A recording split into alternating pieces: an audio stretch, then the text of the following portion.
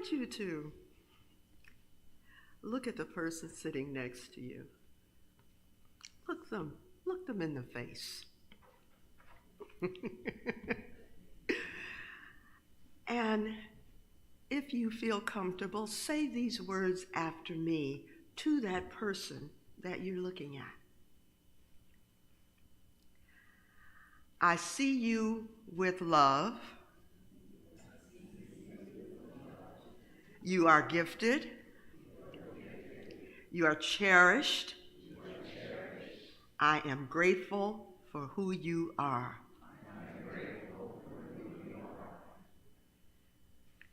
Doesn't that feel good? Yes. Topic, claim your significance, your magnificence. That's what that medication, all those cough syrups I'm in. No matter what has happened to you as you have aged to this point in time, you are magnificent. You have been created by the hand of God. In 1 Corinthians 12:4-7, we find these words. There are different kinds of gifts, but the same Spirit. There are different kinds of service, but the same Lord. There are different kinds of working, but the same God works all of them in all people. Now to each one, the manifestation of the Spirit is given for the common good. This cartoon from Mike Lester was in the Easter Sunday Sun Herald. And I laughed and I said, this is a really good statement about the fact that we all come from the same source. We all belong to God, each and every one of us. In watching the reports about the war in Ukraine, hearing the reports on what is happening between the Palestinians and the Israelis, listening to the reports on Tigray and Ethiopia, the reports on what is happening on the borders, our borders, between Mexico and the United States, and the increase in violence in our communities on the coast, we have lost sight of this simple truth, that we all belong to God. The failure to understand this is not just the loss for our current context, but can be traced to many centuries, generations, when one family determined that their family was better than another family. Then it became, my tribe is more powerful than your tribe. Then it became, my country has more resources than your country, so that means my country deserves to be in charge of the world. In a world of nations, I guess we can change the slide. In a world of nations, and this is going to be hard for me this morning, I'm a little off. Okay. Just tell me. In a world of nations, within countries, within communities, within neighborhoods, within families, value is being determined and then proved through processes of domination, destruction, elimination of whoever and whatever doesn't fit in. Too often, we pulled in gods as the endorser of our particular worldview that made the different other suspect and deserving of elimination. Change the slide. We human beings are very good. Oh, we are excellent at this, and that includes me and you, at judging each other to determine who fits in, who's acceptable, who is to be respected, what is to be valued in each other. The sad reality of this very ancient trend in human history, the interaction of human beings, is that we judge our own value as a human being based on the categories that we have created. And then we impose those categories and inflict those categories of judgment onto others.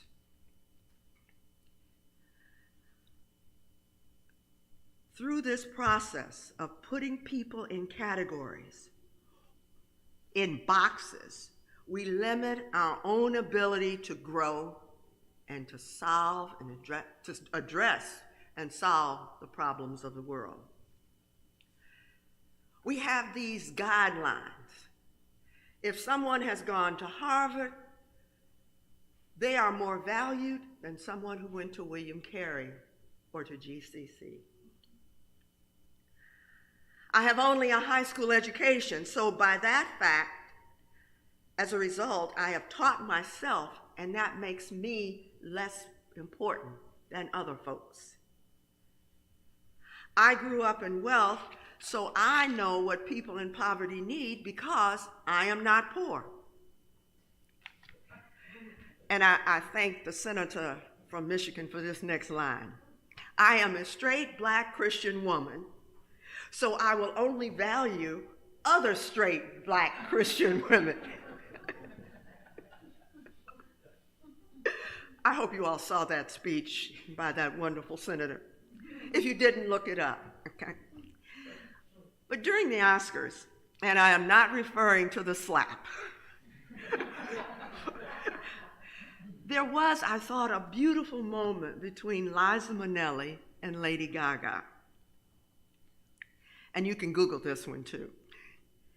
Liza is aging, as we all are. She came to the stage in a wheelchair and was having some difficulty reading the prompter. I've never been a fan of Lady Gaga's music, but I'm a fan of her humanity. Lady Gaga bent down and gently assisted Liza with the words, "I got you," so that Liza was able to do her part in the presentation of the nominee with dignity. I thought that was just simply lovely. What was sad for me was that it was later reported that Liza was very upset with the Motion Picture Academy because she had expected to be doing that presentation from a director's chair, not a wheelchair. And presumably the director's chair would have hidden her frailty, as if her frailty or disability, if that's what it was something that needed to be hidden and kept from public view.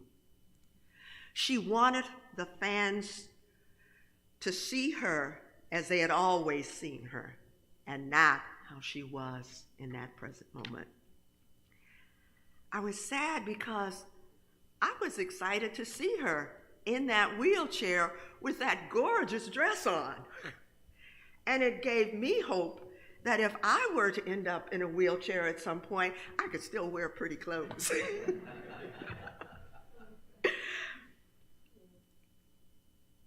I was sad for Liza, if that report was true, that she could not value herself because she did not fit the stereotype that masked her real self.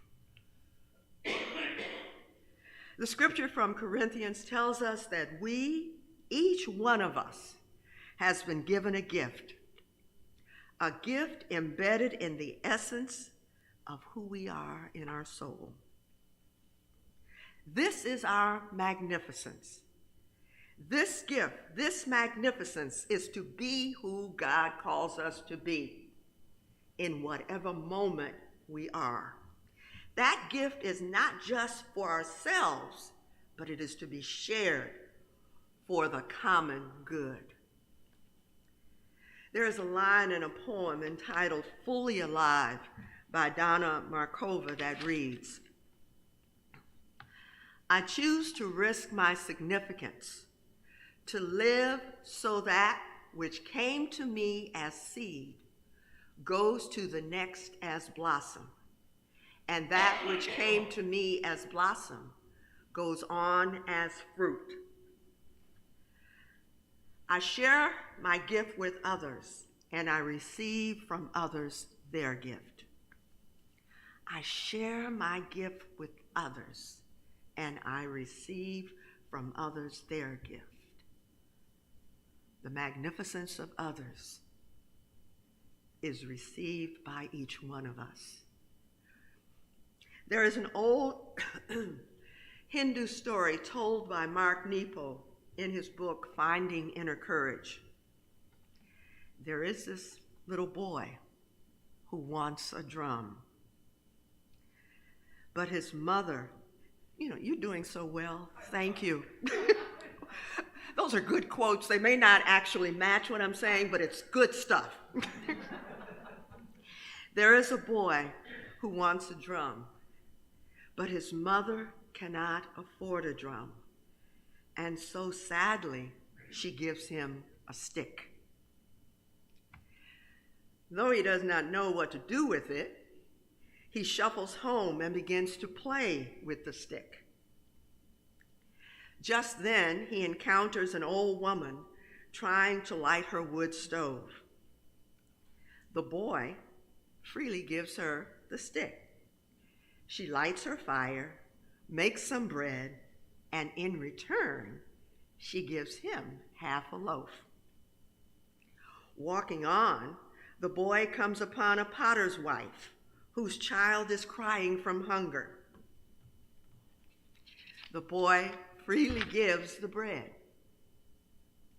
In gratitude, she gives him a pot. He doesn't know what to do with the pot. He carries it along the river, where he sees a washerman and his wife quarreling because the wife broke their pot.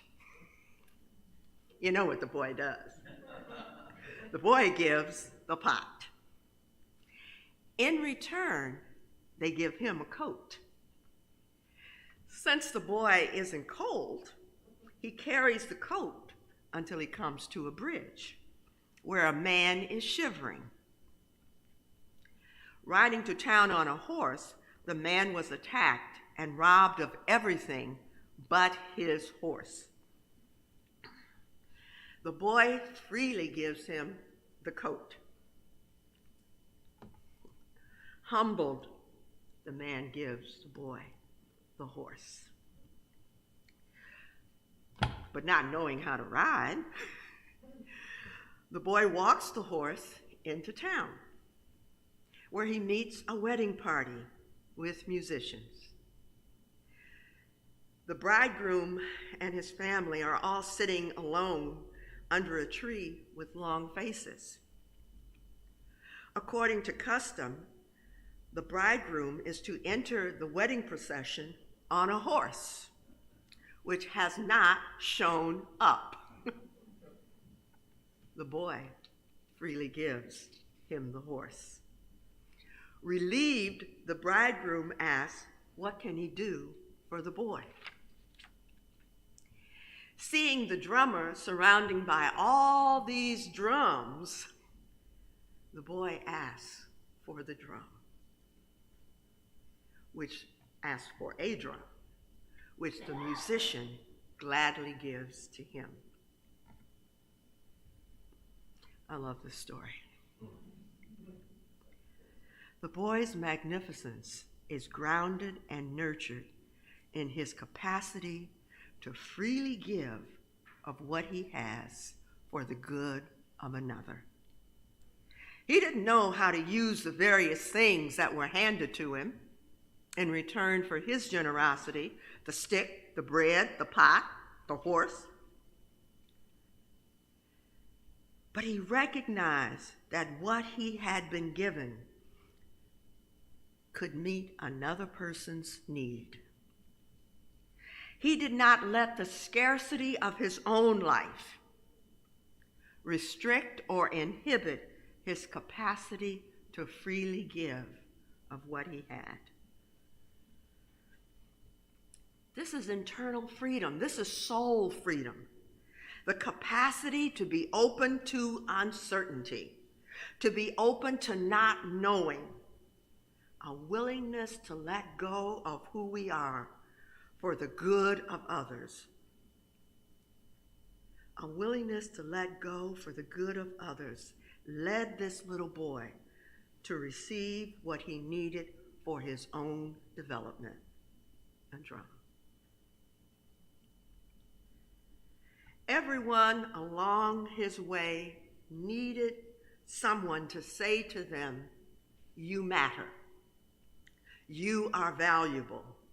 You count in this world. I see you."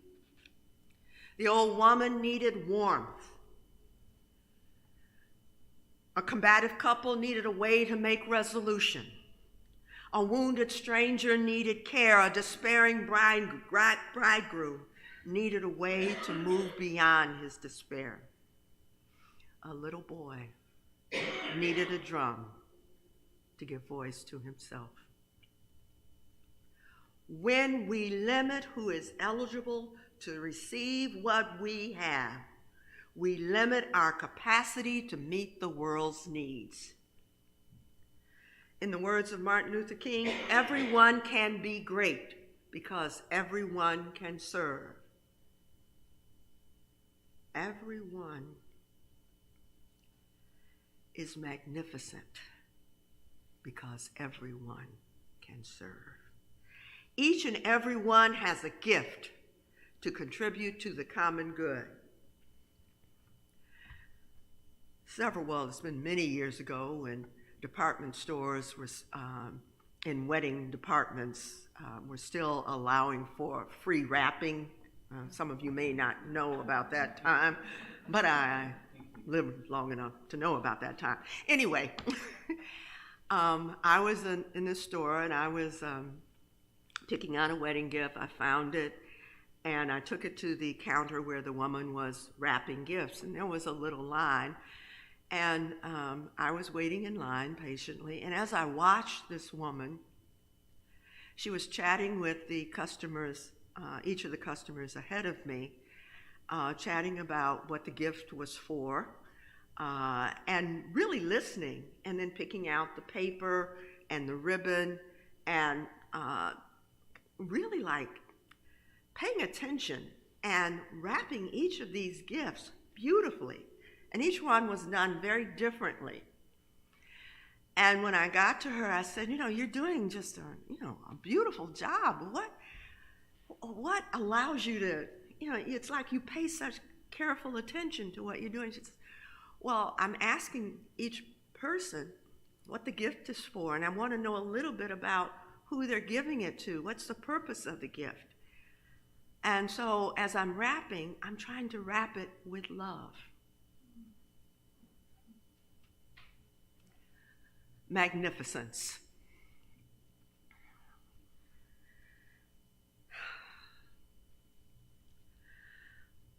On a recent newscast, I saw a report about a young woman with Down syndrome. Usually when we think of someone with Down syndrome, we think of someone who has very little capacity, are not able to do much. But this woman, as a result of having Down syndrome, was an effective lobbyist in Washington, D.C. for Down syndrome. And as I listened to her enthusiasm, her energy around being this lobbyist was infectious. And I said, my God, I'm so glad they didn't put her into an institution. An autistic woman, I learned in another newscast, there are some good things that we see on the news. An autistic woman was a significant, or is a significant asset in our intelligence agency because her autism allows her to focus in a way that non-autistic people cannot. And she is able to identify minute changes in the surveillance pictures that they receive and give our intelligence agency important information about the movement of Russian troops. I went, wow. And how many autistic people have we discounted?